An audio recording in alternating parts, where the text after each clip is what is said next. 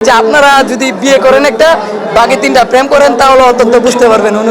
এটা খুলিস না, এটা বিয়ে করার পরেও মানুষ চিন্তা করে এই মানে একটা বিয়ে করছি আমাদের তো চারটা বিয়ে করা ফরজ এখন সবার মনের মধ্যে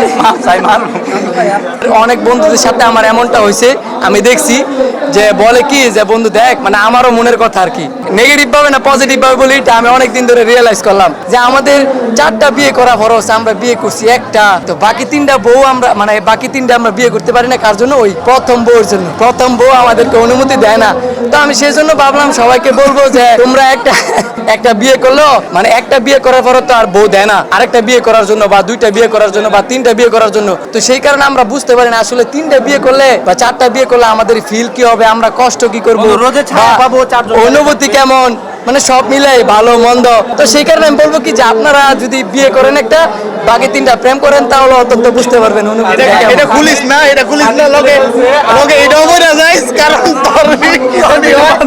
বলি না আমি এটা দুষ্টমি করে বলছি আর যার যে ছেলেরা মাথায় মাঝে মাঝে নেয় যে একটা বিয়ে করছি আরো যদি